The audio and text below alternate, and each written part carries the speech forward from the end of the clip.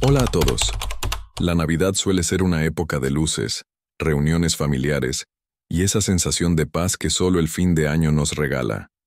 Pero, para algunos, el 24 de diciembre reserva encuentros que no tienen nada que ver con la celebración cristiana. Hoy les traigo una serie de relatos de suscriptores que vivieron experiencias aterradoras durante las fiestas. Vamos a empezar con un relato que viene directamente de Gramado, en la Sierra Gaúcha. El escenario parece sacado de una tarjeta postal. Pero lo que pasó en aquel hotel tradicional fue una verdadera pesadilla. Hola Víctor, soy seguidor tuyo desde hace mucho tiempo y no me pierdo ninguno de tus videos. Nunca pensé que te escribiría para contar algo que me pasó a mí. Sobre todo porque siempre he sido un tipo muy centrado, de pies en la tierra. Trabajo en la hotelería desde hace más de 15 años y ya sabes, quien trabaja en hoteles de lujo aprende a ignorar muchas cosas raras. Pero lo que viví en Gramado hace unos años cambió por completo mi forma de ver la Navidad. Era víspera de Navidad. Gramado estaba a reventar de turistas, lo de siempre. Luces por todos lados, el olor a chocolate artesanal en el aire, y el frío de la sierra que, aunque sea diciembre, te castiga bien duro durante la madrugada. Yo estaba trabajando como recepcionista nocturno en uno de los hoteles más antiguos y tradicionales de la ciudad. Es un edificio hermoso, todo de madera y piedra, pero que tiene unos pasillos larguísimos y unos tapetes tan gruesos que amortiguan cualquier sonido. Esa noche, el hotel estaba a tope, familias enteras, niños ansiosos por sus regalos, un relajo muy padre durante el día, pero, como a las 3 de la mañana, el silencio en el lobby era absoluto. Estaba terminando de organizar unos registros de check-in cuando decidí dar un rondín rápido por los pisos, solo para asegurar que todo estuviera en orden. El tercer piso, específicamente el ala oeste, es la parte más vieja del hotel. Las luces ahí son un poco más amarillentas, lo que le da un aire medio nostálgico pero también un poco pesado.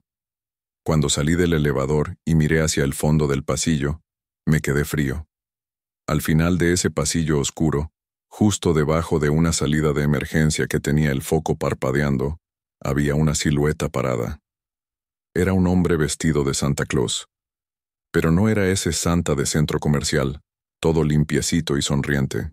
El traje se veía pesado, de un rojo muy oscuro, casi color vino, y me estaba dando la espalda.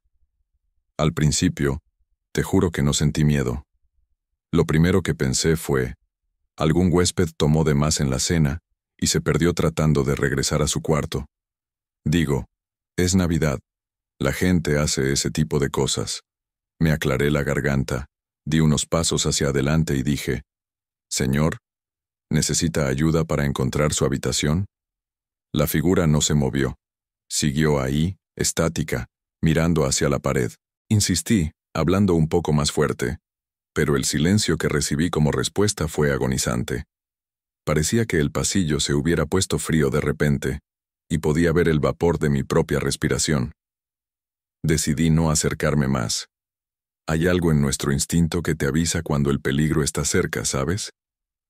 Regresé a la recepción a paso veloz, sintiendo un escalofrío en la nuca. Allá abajo, llamé al de seguridad, el señor Antúnez, un don que trabajaba ahí desde hacía décadas. Le dije, «Antúnez, hay un loco vestido de Santa Claus parado en el pasillo del tercer piso. Vaya a echarle un ojo». No me respondió nada. Antúnez frunció el ceño, sacado de onda, y abrió el monitor de las cámaras de seguridad. Los dos nos quedamos viendo la pantalla del tercer piso. El pasillo estaba perfectamente iluminado por las cámaras infrarrojas. Estaba vacío. Sentí que se me escapaba la sangre del rostro. Señalé la pantalla y le dije que acababa de ver al tipo ahí mismo. Antúnez me miró muy serio, con esa cara de quien ya ha visto mucho y no le gusta recordar. No dijo nada, solo empezó a regresar la grabación de las cámaras unos minutos. En el video aparezco yo saliendo del elevador. Aparezco hablando solo hacia el vacío, haciendo señas a la nada. No había nadie ahí. Pero, Víctor, te lo juro por lo más sagrado, yo vi a ese hombre. Vi los pliegues del traje de terciopelo. Vi el reflejo de su bota en el piso pulido. Fue entonces cuando Antúnez pausó la imagen. En la pantalla de la cámara, aunque el pasillo estuviera vacío para los ojos físicos, algo raro empezó a pasar en la imagen digital. Empezó a salir una interferencia, una distorsión justo frente a la habitación 312. Y de repente, lo escuchamos. No vino del pasillo. Vino del sistema de sonido de la recepción, que se supone que debía estar apagado. Fue un sonido de golpes. Lento, pesado. Eran golpes en una puerta de madera. Miramos a la cámara y la puerta del cuarto 312 vibraba, como si alguien estuviera del otro lado golpeando la madera con una fuerza excesiva. Antúnez se puso pálido y murmuró: «Otra vez no. Hoy es día 24». Le pregunté qué quería decir con eso, y me contó, con la voz temblorosa, que en 1988, en ese mismo cuarto, ocurrió un crimen terrible en la noche de Navidad. Un hombre, fuera de sí, entró al hotel disfrazado de Santa Claus para sorprender a su exesposa y a su hijo, pero lo que debía ser una sorpresa terminó en una tragedia que el hotel intentó ocultar por décadas para no arruinar su reputación. Mientras él hablaba, los golpes en la puerta de la 312 se volvieron más rápidos y violentos. En el monitor, la perilla empezó a girar sola. Yo quería salir corriendo de ahí, pero mis piernas no me obedecían. De repente la puerta del cuarto se abrió en el video, y un resplandor blanco inundó la pantalla, quemando el sensor de la cámara. Cuando la imagen regresó, segundos después, el pasillo estaba en absoluto silencio. Antúnez se negó a subir. Yo también. Pasamos el resto de la noche en la recepción, rezando para que amaneciera pronto.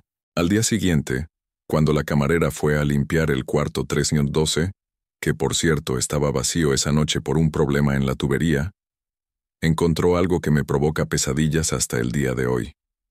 En medio del tapete impecable, había una mancha de hollín de chimenea en forma de huellas grandes que llevaban hasta la ventana. Y en la perilla de la puerta, por dentro, había un cascabel de plata, de esos de la ropa de Santa Claus, colgado de un hilo de lana roja.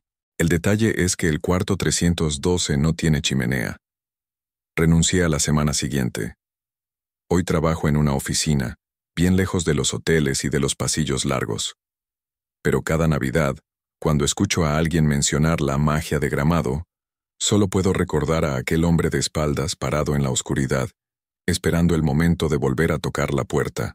Es aterrador pensar que mientras celebramos el pasado puede estar intentando derribar la puerta. Pero el terror no siempre viene de quienes ya se fueron. A veces, el mal se manifiesta de formas más físicas, infiltrándose en nuestras tradiciones más sagradas. El siguiente relato viene de la Ciudad de México. Allá, celebran las posadas, una tradición hermosa donde la gente sale a las calles representando la búsqueda de María y José por un refugio. Pero para la familia de Elena, esa búsqueda de asilo trajo algo que jamás debió ser invitado a pasar. Hola, Víctor. Te escribo porque ya se acerca la Navidad y empecé con crisis de ansiedad otra vez. Vivo aquí en la Ciudad de México, en un barrio un poco más tradicional, donde nos tomamos las posadas muy en serio. Son 9 días de fiestas antes de Navidad, con mucha música, comida y esas caminatas nocturnas con velitas y cantos. En uno de esos días le tocaba a mi familia ser los anfitriones. Preparamos la casa, hacemos el ponche y esperamos a que el grupo de vecinos llegue cantando a la puerta para pedir posada. Esa noche, el cielo estaba muy despejado, pero hacía un frío seco que te calaba los huesos. Mi hija acababa de cumplir 6 meses, así que yo estaba agotada, ¿sabes? La rutina con un bebé es pesada. El grupo de vecinos empezó a acercarse a nuestra calle. Se oía el sonido de las flautas y las voces cantando «Los peregrinos» desde lejos. Salí al frente de la casa con mi esposo para recibirlos. Había mucha gente, muchos conocidos, niños corriendo con luces de colores.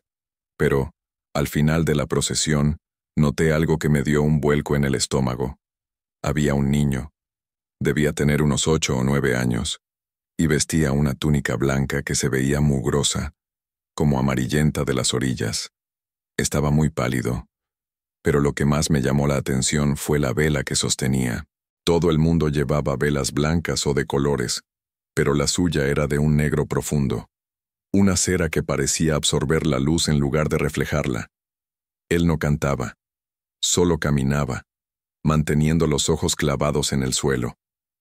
Le di un codazo a mi esposo, y le pregunté si sabía de quién era hijo ese niño, pero él se encogió de hombros diciendo que seguro era nieto de algún vecino de otra calle. Cuando el grupo por fin llegó a nuestro portón y terminamos los cantos de Entren Santos Peregrinos, todo el mundo empezó a pasar a la sala para la fiesta. Fue un relajo de gente, risas y olor a canela. Yo me quedé en la puerta saludando a las personas, esperando a que el niño pasara para intentar hablar con él, pero no entró. Se detuvo en la banqueta, exactamente debajo de la ventana del cuarto de mi hija, que está en la planta baja, dando a la calle. Se me hizo muy raro y fui hacia el portón. «Oye, mi niño, ¿por qué no pasas?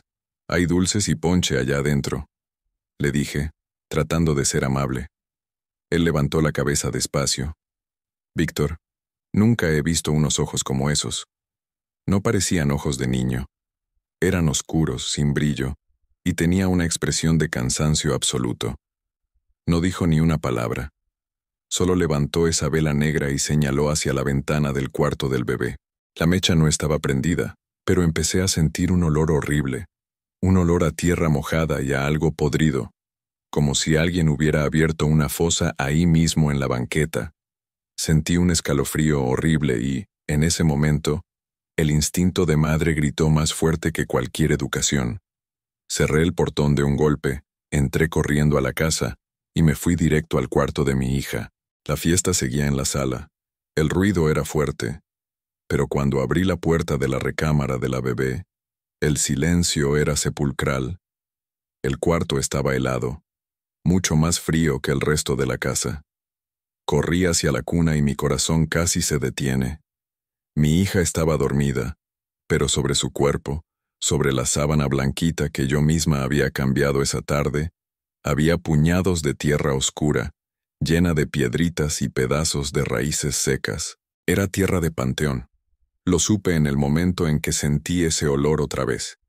Tenía tierra en la boca, sobre los ojos cerrados. Parecía que alguien hubiera intentado enterrarla viva ahí mismo en su cuna. Empecé a gritar desesperada, quitándole la tierra con las manos, llamando a mi esposo. Cuando él y los vecinos entraron al cuarto, se quedaron en shock. Mi esposo corrió a la ventana de la calle, que yo estaba segura de haber dejado cerrada con seguro, y estaba abierta de par en par. Saltó hacia afuera para agarrar a quien hubiera hecho eso, pero la banqueta estaba vacía. El niño había desaparecido. La vela negra estaba tirada en el suelo, pero cuando mi esposo intentó levantarla, se desintegró en polvo, como si estuviera hecha de cenizas viejas. Lo peor no fue el susto, Víctor. Lo peor fue lo que pasó después. Llevamos a mi hija al hospital. Ella estaba bien físicamente, pero desde esa noche, nunca volvió a ser la misma. A veces, a mitad de la madrugada, la encuentro sentada en la cuna, mirando fijamente hacia un rincón del cuarto y susurrando palabras que no entiendo, pero que suenan como los cantos de esa posada, solo que de una forma distorsionada, arrastrada. Mandamos a bendecir la casa, llamamos a un padre, cambiamos las ventanas, pero la sensación de que algo se quedó aquí no se quita. Cada Navidad, cuando escucho al grupo de vecinos llegando a la calle con sus velas prendidas, cierro todas las puertas con llave y me quedo en el cuarto oscuro abrazada a ella. Porque sé que, en algún lugar allá afuera, ese niño sigue caminando con su vela negra, buscando una casa donde se les haya olvidado cerrar la ventana a lo prohibido. Muchas veces, nuestra propia mente intenta protegernos, creando explicaciones lógicas para lo que no queremos aceptar. Pero en la soledad de las montañas, el silencio es tan profundo que cualquier ruido se convierte en una sentencia. Vamos ahora a Bariloche, en Argentina. Lo que debía ser la Navidad de ensueño para una familia, en una cabaña aislada en la nieve, Se transformó en una prueba de supervivencia contra algo que la ciencia no explica. Hola, Víctor. Lo que te voy a contar pasó hace 2 años, pero todavía siento el frío de esa noche cada vez que llega diciembre. Mi esposa, nuestros 2 hijos y yo, decidimos hacer algo diferente. Rentamos una cabaña de madera muy rústica, rodeada de bosques de pinos cargados de nieve lejos de todo. ¿Sabes esa imagen de película? Fuego en la chimenea, chocolate caliente y la nieve cayendo afuera. Era exactamente lo que queríamos. Llegamos a la cabaña el día 23. El lugar era hermoso, pero el dueño, un señor chileno muy callado, nos dio una advertencia rara antes de irse. Dijo: si oyen algo en el techo, no salgan, es solo el viento pegándole a las ramas de los pinos. En ese momento nos dio risa. Pensé que era puro cuento del señor para crear un clima de misterio. Pasamos el día 24 armando el arbolito y preparando la cena. El ambiente estaba increíble, pero conforme el sol se iba, el silencio afuera se volvía pesado. No se oía ni un pájaro, nada, solo el crujir de la madera de la casa. Como a las 11 de la noche los niños ya estaban casi dormidos en el sofá, esperando la medianoche. Fue cuando oímos el primer ruido. Vino de arriba, del techo. Era un sonido arrastrado, como si alguien estuviera jalando un costal de arena muy pesado por encima de las tejas. Miré a mi esposa, Carla, y ella se quedó tiesa con la taza en la mano. Debe ser la nieve acumulada que se está resbalando, dije, tratando de ser el hombre lógico de la casa, pero en el fondo, sabía que el sonido era demasiado rítmico para ser nieve. Poco después, el ruido cambió. Ya no era algo arrastrado. Eran pasos pesados, pero que parecían tener garras, porque alcanzaba a oír cómo la madera era rayada con fuerza allá arriba.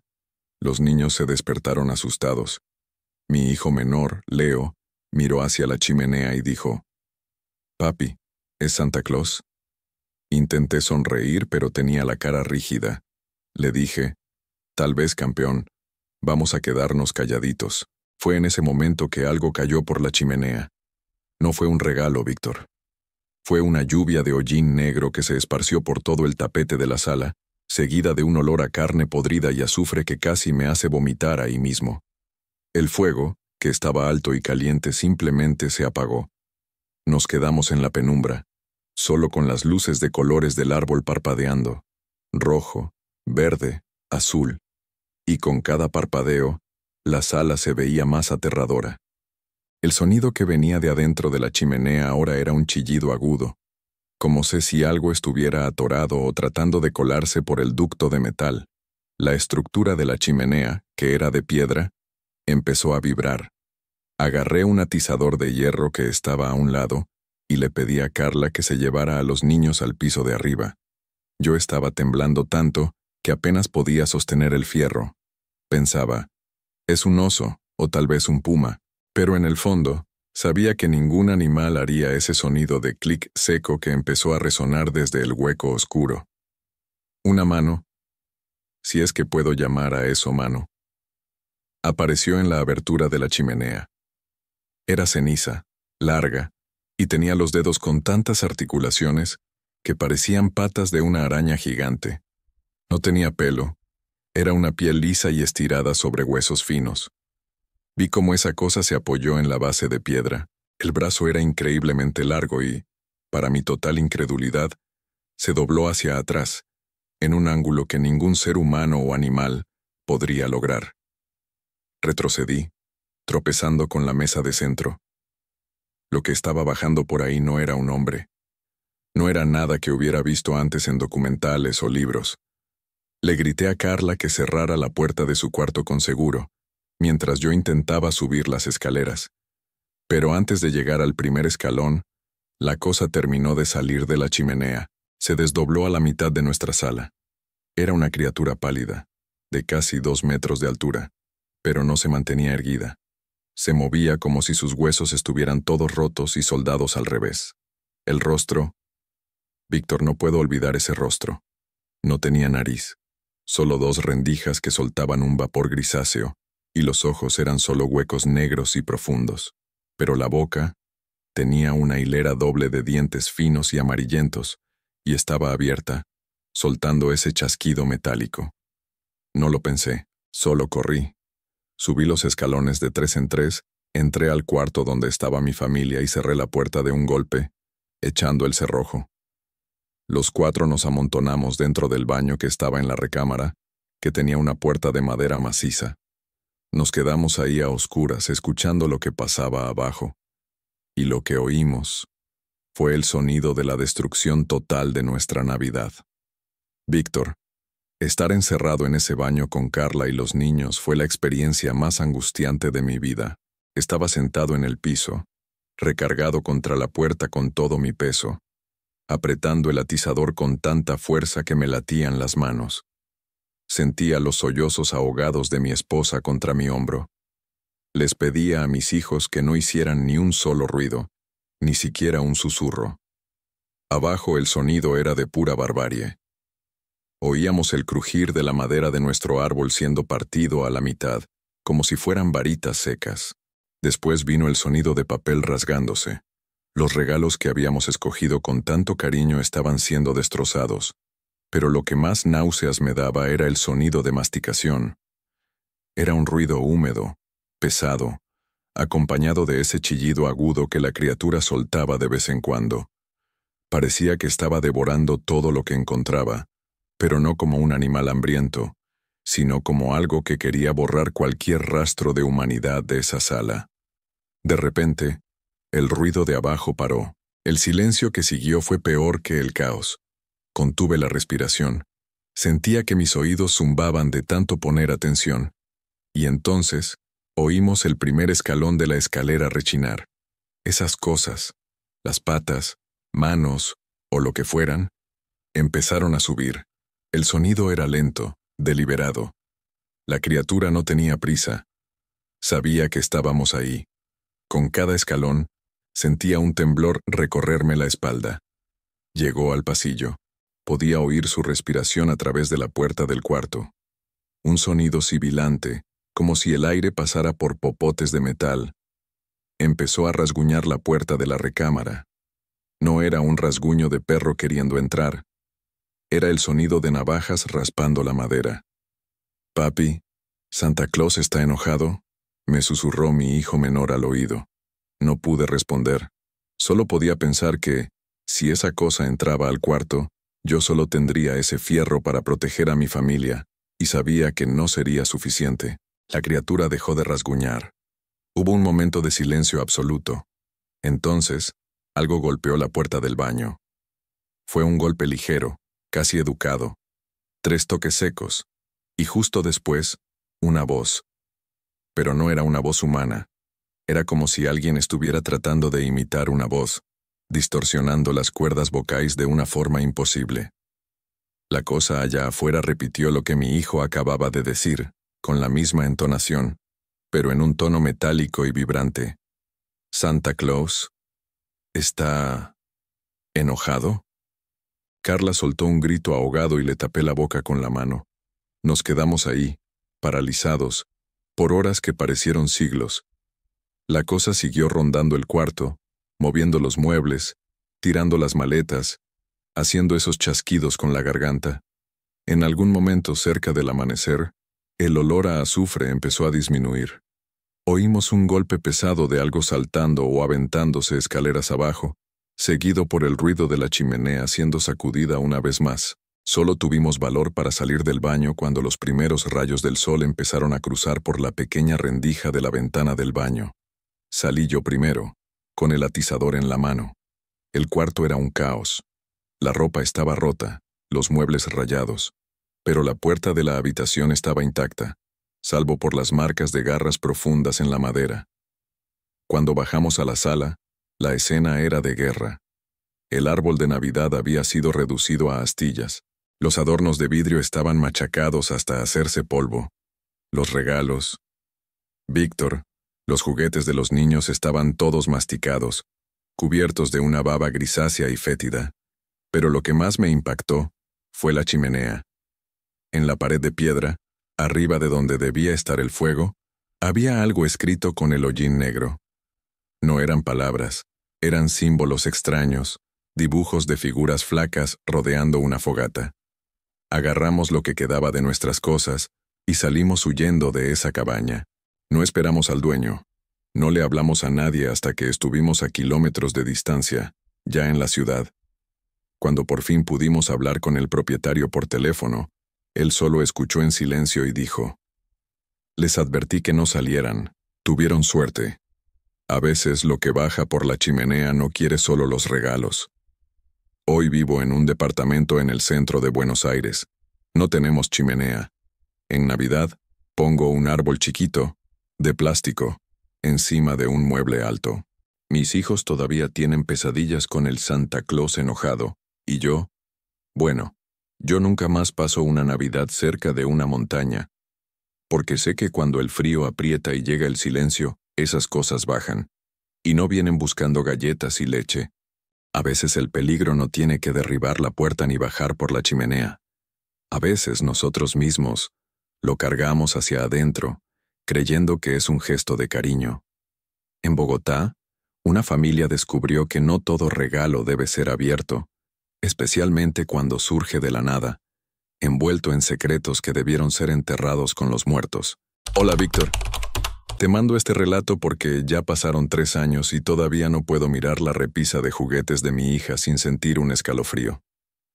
Vivimos en un departamento aquí en Bogotá, un lugar seguro, con vigilancia a las 24 horas.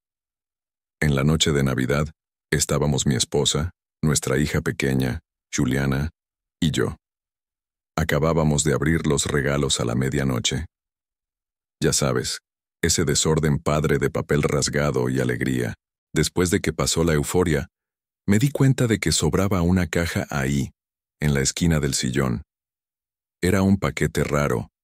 El papel era de un tono crema amarillento, se veía viejo, y estaba amarrado con un lazo de mecate áspero. No tenía tarjeta, ni nombre, nada. Le pregunté a mi esposa si ella lo había comprado y me dijo que no. Pensé que igual era un regalo de mi mamá que se me había olvidado en el carro, así que dejé que Juliana lo abriera. Cuando rasgó el papel, un olor a humedad y a lavanda inundó la sala. Dentro de la caja había una muñeca de porcelana, pero no era una muñeca cualquiera. Tenía un rostro extremadamente detallado, con ojos de vidrio que parecían seguirte, y vestía un vestido de encaje negro de estilo antiguo. En ese momento mi esposa se puso pálida. Susurró: «Andrés, esa muñeca se parece a tu mamá». Y era cierto. Las facciones, la forma de la mandíbula, hasta el pequeño lunar arriba del labio, era una réplica exacta de mi madre, que había fallecido hacía apenas 6 meses. Sentí una incomodidad enorme, pero Juliana quedó encantada. Dijo que la muñeca era hermosa y que su nombre era Abuela. Intenté quitársela. Le dije que estaba sucia. Pero la niña empezó a llorar tanto que terminé cediendo. Al final de cuentas era Navidad y no quería arruinar la noche con supersticiones tontas. Nos fuimos a dormir como a las 2 de la mañana. Juliana se llevó la muñeca a su cuarto. A mitad de la madrugada, me desperté con sed y fui a la cocina. En el camino pasé por la puerta del cuarto de mi hija y escuché un susurro. Era una voz baja, ronca, pero con una cadencia que me hizo congelarme en el pasillo. Parecía la voz de mi mamá contando una de esas historias para dormir que me contaba cuando era niño. Abrí la puerta despacio, pensando que Juliana estaba hablando sola o que algún juguete electrónico se había prendido. El cuarto estaba en penumbra, iluminado solo por la luz de la calle que pasaba por la cortina. Juliana estaba profundamente dormida. Pero la muñeca no estaba donde debía estar. Estaba sentada en la cabecera de la cama, inclinada sobre la almohada de mi hija. Te lo juro, Víctor, vi cómo la cabeza de esa muñeca giraba lentamente hacia mí. Los ojos de vidrio brillaron con una luz enfermiza. Me quedé frío. Agarré la muñeca bruscamente y me la llevé a la sala. Estaba temblando. Decidí que esa cosa se iba a la basura a primera hora. La metí en un closet en el área de lavado y cerré la puerta con llave. Regresé a la cama, pero no pude pegar el ojo. Como una hora después, sentí un peso a los pies de mi cama. ¿Sabes cuando alguien se sienta con cuidado en el colchón? Pensé que era Juliana, que había tenido una pesadilla. Dije su nombre, pero nadie respondió. Cuando me senté y miré a los pies de la cama, ahí estaba la muñeca otra vez. Estaba sentada, mirándome fijamente. Esta vez lo escuché. No fue un susurro, fue una voz clara saliendo de la porcelana. La voz de mi madre dijo: «Andrés, ¿por qué me encerraste en lo oscuro? Siempre le has tenido miedo a la oscuridad, hijo mío». Sentí un pavor que no puedo describir. Esa muñeca empezó a contarme cosas. Cosas que solo mi mamá sabía. Secretos de familia, el lugar donde había escondido un anillo de compromiso hace años, y hasta lo que sintió en el momento en que su corazón se detuvo en el hospital. Agarré la muñeca y, en un arranque de puro terror, corrí al balcón del departamento. Vivo en el 9º piso. La aventé con todas mis fuerzas. La vi caer, un bulto negro perdiéndose en la oscuridad de la calle. Regresé, cerré la puerta y desperté a mi esposa. Nos quedamos sentados en la sala hasta el amanecer mientras le contaba todo lo que había oído. Cuando salió el sol, bajé al patio del edificio para recoger los pedazos y asegurarme de que esa cosa se hubiera destruido. Busqué por toda la banqueta, debajo de los coches, cerca de las jardineras. No había nada. Ni un pedazo de porcelana, ni un hilo del vestido de encaje. Nada. Subí de regreso al departamento, tratando de convencerme de que me había dado un brote psicótico por el duelo. Pero cuando entré al cuarto de Juliana para despertarla, estaba sentada en la cama, sonriendo. Me miró y dijo: «Papi, mi abuela dijo que ayer quisiste jugar a las escondidas con ella, pero que ella siempre regresa para cuidarme». Señaló debajo de las cobijas. Cuando jalé la sábana, la muñeca de porcelana estaba ahí. Pero estaba diferente. Ahora, el rostro de porcelana tenía una grieta que le atravesaba el ojo izquierdo, justo como si hubiera sufrido una caída desde una gran altura, y estaba sonriendo. Una sonrisa que la porcelana no tenía antes. Nos mudamos de ese departamento en menos de un mes. Dejamos casi todo atrás. La muñeca la quemé en una fogata en el patio de la casa de mi suegro, pero hasta la fecha, a veces, cuando Juliana está distraída, la escucho susurrando por los rincones de la casa, como si estuviera platicando con alguien a quien no puedo ver. La Navidad nunca volvió a ser una fiesta para nosotros. Es solo un día en el que nos encerramos y esperamos a que salga el sol, rezando para que ningún regalo nuevo aparezca en nuestra sala. El duelo puede abrir puertas a cosas que no comprendemos, pero a veces el destino es quien toca a nuestra puerta, o en el caso de nuestro siguiente relato, pide un aventón a mitad de la madrugada. Vamos ahora a las carreteras de los Andes, en Perú. Imaginen curvas cerradas, abismos de cientos de metros y la soledad de un trailero que solo quería llegar a casa para Navidad, pero terminó encontrando algo que el tiempo olvidó llevarse. Hola, Víctor. Trabajo como trailero desde hace más de 20 años y ya he visto de todo en estas carreteras de Sudamérica. Pero lo que me pasó en la víspera de Navidad de 2019, en las cordilleras de Perú, fue algo que me hizo dejar la profesión. Estaba transportando una carga urgente para Lima. Era 24 de diciembre y sabía que no pasaría la cena con mi familia. Estaba triste, cansado y con esa sensación de vacío que solo quienes pasamos las fiestas trabajando entendemos. La carretera estaba desierta. En esas altitudes el aire es ralo, y la neblina baja tan rápido que apenas puedes ver el cofre del camión. Estaba en una de las partes más peligrosas, donde la pista es estrecha y de un lado tienes la roca y del otro un precipicio sin fin. Como a las 11 de la noche, los faros de mi camión iluminaron algo a la orilla de la carretera. Era una mujer. Vestía un vestido de fiesta rojo, muy elegante, pero completamente fuera de lugar para ese frío congelante y aquel aislamiento. Pensé que su coche se había descompuesto o que la habían asaltado. Como era Navidad, mi lado humano pudo más que el miedo a una emboscada. Detuve el camión. El motor roncaba fuerte en ese silencio sepulcral. Abrí la ventana y el frío entró como un cuchillo. «Señora, ¿necesita ayuda? ¿Qué hace por aquí arriba?», le pregunté. Se acercó a la puerta del copiloto, pero no se subió. Solo se quedó ahí, parada. Su piel tenía un tono cenizo bajo la luz de la cabina, y su vestido, ahora que estaba cerca, vi que estaba rasgado y sucio de algo que parecía grasa y sangre seca. No me miró. Mantenía los ojos fijos en la nada.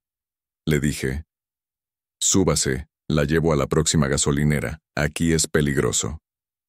Fue entonces cuando habló. Su voz era un susurro arrastrado, como si las palabras salieran con mucho esfuerzo. Dijo: «Yo no puedo entrar, pero tú deberías mirar a quién tienes sentado ahí contigo». Pensé que era algún tipo de delirio suyo. «No hay nadie conmigo, señora. Vengo solo», respondí, empezando a sentir miedo. Pero ella levantó la mano, una mano pálida y temblorosa, y señaló hacia el asiento de atrás, hacia el camarote donde descansamos. «Él tiene prisa, Javier. Él quiere llegar a casa», susurró. «Víctor», sentí un escalofrío que me recorrió cada hueso del cuerpo. ¿Cómo sabía mi nombre? No traía gafete ni nada. Mi corazón empezó a latir a 1000 por hora. Miré por el espejo retrovisor interno, el que muestra el interior de la cabina. Al principio solo vi la oscuridad de la parte trasera, pero, conforme mis ojos se ajustaron, vi algo que me quitó el aliento. Había un cuerpo ahí. Estaba acostado en mi cama, cubierto por una sábana que reconocí como la mía, pero el cuerpo estaba destrozado. Alcanzaba a ver el reflejo de un brazo colgando, ensangrentado, y el rostro estaba mirando hacia el espejo. Era mi rostro. Me vi a mí mismo, muerto, con los ojos vidriados y una herida enorme en la cabeza, como si hubiera atravesado el parabrisas. Solté un grito y quité la vista del espejo, mirando de nuevo hacia la carretera. La mujer había desaparecido. No había nadie en la orilla, solo la neblina girando bajo los faros. Estaba sofocado, con el sudor frío corriéndome por el cuello. Pensé que era el cansancio, una alucinación causada por la altura y la falta de sueño. Metí primera y salí de ahí lo más rápido que pude, con el corazón en la garganta. Manejé por unos 10 minutos en estado de shock, tratando de convencerme de que nada de eso era real. Fue cuando llegué a una curva cerrada, la misma por la que ya había pasado cientos de veces. Pero, en medio de la pista, había restos. Vidrios rotos, pedazos de metal rojo, y un camión igual al mío, volcado, colgando a la orilla del abismo. Detuve el camión y me bajé con las piernas temblando. Me acerqué al accidente con la linterna. No había nadie en el lugar. Pero, cuando iluminé la cabina destrozada del camión accidentado, vi el reloj en el tablero. Estaba parado exactamente a las 11 de la noche. Y en el asiento del conductor no había nadie. Fue entonces cuando miré mis propias manos. Estaban empezando a ponerse pálidas, transparentes. Miré mi reloj de pulso. También marcaba las 11 de la noche. Me volteé para ver mi camión, el que venía manejando hace un momento, y simplemente ya no estaba. Estaba parado a mitad de la carretera, solo, bajo la luz de la luna. En ese momento lo entendí. Yo no era el trailero que se detuvo a dar un aventón. Yo era el hombre que había sufrido el accidente horas antes. Esa mujer no era un fantasma cualquiera. Era un aviso. Morí en esa curva, Víctor. Pero mi mente, mi deseo de llegar a casa para Navidad, era tan fuerte que seguí manejando mi propio fantasma por la carretera. No sé cómo te estoy contando esto. A veces siento que estoy en un sueño que no termina. Veo las luces de Navidad de las ciudades allá abajo, pero nunca logro llegar a ellas. Sigo aquí, en las curvas de los Andes, esperando a alguien que se detenga para darme un aventón que me lleve al otro lado. Si vas manejando por aquí en Navidad y ves a un hombre con uniforme de transporte pidiendo ayuda, por favor no te detengas. No quiero que veas lo que tengo en el asiento de atrás. Es aterrador pensar que la línea entre la vida y la muerte puede ser tan tenue como una curva en una carretera oscura.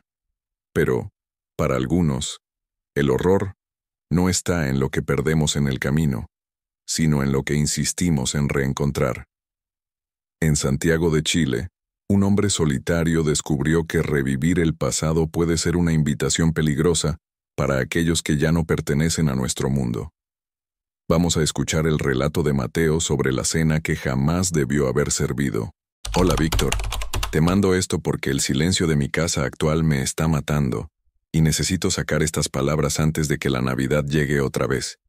Perdí a toda mi familia en un lapso de pocos años. Mis padres, mis tíos, mis abuelos, todos se fueron. Este año, la soledad me pesó más de lo normal, y tuve una idea que, en su momento, me pareció poética, pero que hoy veo como un error terrible. Todavía soy dueño de la casa donde crecí, una casona antigua a las afueras de Santiago, que ha estado abandonada casi una década. En la víspera de Navidad, tomé mi coche, compré unas botellas de vino, unas velas y algo de comida preparada. Quería pasar la noche allá, celebrando con mis recuerdos. Quería sentir su presencia una última vez. La casa estaba helada, con ese olor característico a polvo acumulado y madera vieja. Limpié la gran mesa del comedor principal, esa misma mesa donde pasamos tantas Navidades ruidosas. Puse las sillas en sus lugares, encendí las velas al centro y serví los platos. Uno para mí, uno para mi papá, uno para mi mamá, y así con todos.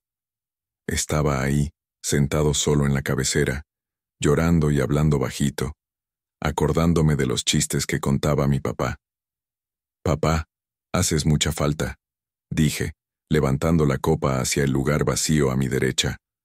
Fue entonces cuando lo sentí. Una corriente de aire tan fría que hizo que la flama de las velas se doblara, casi apagándose. Pero las ventanas estaban todas cerradas. El silencio de la casa cambió. Empezó un crujido rítmico, como si la duela se estuviera ajustando a un peso que no existía. De repente, el olor de la comida que había llevado desapareció. En su lugar, un hedor insoportable a carne echada a perder y tierra mojada inundó la sala. Miré el plato de pavo que estaba frente al lugar de mi mamá. Víctor. Vi con mis propios ojos cómo la carne se pudría en cuestión de segundos. El color pasó de dorado a un gris verdoso, y gusanos blancos empezaron a brotar de adentro de la comida, cayendo sobre el mantel que yo había puesto con tanto cariño. Intenté levantarme, pero mis piernas parecían pegadas al suelo. Fue entonces cuando los vi. Primero fueron solo sombras, bultos oscuros que se veían más densos que la propia oscuridad de la casa. Empezaron a sentarse en las sillas vacías. A mi derecha la sombra tomó la forma de mi padre. No era él como lo recordaba, sano y riendo. Era una silueta sólida, con la piel pareciendo papel seco pegado a los huesos, los ojos hundidos y sin brillo. Una a una, las sillas se fueron ocupando. Mi mamá, mi abuela, mis tíos. No hablaban. Solo me clavaban la mirada con ese silencio que pesa toneladas. El aire estaba tan frío que veía el humo saliendo de mi boca con cada respiración desesperada. Mi mamá, o esa cosa que tenía su forma, estiró la mano sobre la mesa. Su mano era pura descomposición, con las uñas amarillentas y la piel cayéndose a pedazos. «Mateo». La voz no vino de su boca, vino de adentro de mi cabeza, como un eco en una tumba. «Tú nos llamaste. Querías nuestra presencia. ¿Por qué tienes miedo?» Empecé a sollozar pidiendo perdón, diciendo que solo quería extrañarlos. Pero el bulto que parecía mi papá se inclinó hacia adelante. Agarró un pedazo de esa comida podrida y llena de gusanos y me lo extendió. «Come, hijo, únete a la mesa. ¿Estás tan solo allá afuera? Aquí, la Navidad nunca termina. Nosotros siempre estamos aquí, esperándote». Las otras sombras empezaron a reír. No era una risa de alegría. Era un sonido seco, como huesos chocando entre sí. Empezaron a levantarse y a cerrar el cerco a mi alrededor. Sentía las manos heladas tocando mis hombros, jalando mi camisa, los dedos largos y secos rasguñando mi cuello. No querían asustarme, Víctor. Querían que me quedara. Querían llevarme a ese lugar de donde vinieron, para que la mesa nunca volviera a tener lugares vacíos. En un momento de puro instinto, pateé la mesa con todas mis fuerzas, tirando las velas y los platos. La oscuridad se tragó la sala por un segundo cuando las velas se apagaron, y corrí. Corrí como nunca en mi vida, tanteando las paredes, tropezando con los muebles que parecían moverse para no dejarme salir. Logré llegar a la puerta principal y salí a la calle, cayendo en el asfalto frío bajo la luz de los postes. Miré hacia atrás y vi, en la ventana de la sala, a todas esas sombras paradas, mirándome. No intentaron seguirme, solo se quedaron ahí, despidiéndose despacio con la mano como si me dijeran que no importaba cuánto tiempo pasara, al final terminaría regresando a sentarme en esa mesa. Nunca volví a esa casa. La puse en venta, pero nadie quiere comprar un lugar que exhala ese olor, ni siquiera después de limpiarlo. Lo que aprendí es que la Navidad es para los vivos. Nunca llames a quienes ya se fueron para cenar contigo. Pueden aceptar la invitación, y el precio de la cuenta puede ser tu propia vida. Muchas veces, el terror no necesita de fantasmas antiguos o maldiciones ancestrales para manifestarse. A veces, surge de algo moderno, algo que debería ser puramente artificial, pero que cobra una vida propia y distorsionada. Para cerrar nuestra noche, vamos hasta Recife, en Pernambuco. Un centro comercial después del horario de cierre es un lugar naturalmente inquietante, con sus maniquíes, hinojos y pasillos que hacen eco a cada paso. Pero lo que el guardia de seguridad, André, vivió en la madrugada del 25 de diciembre te hará pensar 2 veces antes de volver a mirar una decoración de Navidad mecánica. ¿Qué onda, Víctor? Trabajo como vigilante nocturno desde hace casi 10 años y me ha tocado hacer rondines en panteones, hospitales y fábricas abandonadas. Pero nada se compara con lo que viví el año pasado en una plaza aquí en Recife. Era la madrugada de Navidad del día 25. La plaza ya estaba cerrada al público. Solo quedábamos yo y otros 2 compañeros en la central de monitoreo, pero el rol de rondines era individual. Ya sabes cómo se ponen las plazas en Navidad, ¿no? Esa decoración gigantesca en la zona central, luces parpadeando por todos lados, y ese Santa Claus mecánico enorme sentado en su trono, que se pasa todo el día saludando y riéndose para los niños. Cuando las luces principales se apagan y quedan solo las de emergencia, el lugar se vuelve un laberinto de sombras. Como a las 3 de la mañana, estaba haciendo mi rondín en el segundo piso, pasando cerca del barandal que da a la zona de eventos allá abajo. El silencio era total, hasta que, de la nada, el sistema de sonido de la plaza dio un chasquido. Empezó a tocar Jingle Bells. Pero no era la versión alegre que ponían durante el día. La música se oía arrastrada, lenta, con una distorsión grave, como si el archivo estuviera dañado o la luz estuviera fallando. Agarré el radio y llamé a la central. Oigan, ¿alguien prendió el sonido allá abajo? Está sonando una música muy rara aquí. La respuesta llegó con pura interferencia. André, aquí todo está apagado, carnal. El sistema ni siquiera responde aquí en el panel. Me quedé mirando hacia abajo, hacia la zona central. El Santa gigante estaba ahí, sentado en su trono de terciopelo rojo. De repente, la música se cortó con un sonido como de cinta masticada. En el silencio que siguió, escuché un ruido metálico. Era el sonido de engranes forzándose. Iluminé al muñeco con mi lámpara. El cuello del Santa mecánico empezó a girar, pero no era ese movimiento suave y programado de vaivén. Se movía a tirones. La cabeza giró y giró hasta dar una vuelta completa sobre su propio eje, haciendo un ruido de plástico y metal rompiéndose. Cuando su rostro quedó de frente hacia mí, allá arriba, vi que los ojos de vidrio que antes eran azules y fijos, ahora parecían brillar con una luz amarilla, orgánica. Me quedé paralizado. Pensé, es un cortocircuito, el motor se volvió loco. Pero entonces, el muñeco hizo algo que ningún motor sería capaz de hacer. Apoyó las manos de plástico en los brazos del trono y se impulsó hacia adelante. Su cuerpo, que debía estar sujeto a la base con tornillos y cables, se soltó con un estruendo. Cayó parado en el piso de la zona central, pero sus rodillas se doblaron hacia atrás, como si las piernas hubieran sido quebradas y vueltas a armar. Por el radio, los de la central empezaron a gritar: «André, sal de ahí. Lo estamos viendo en la cámara.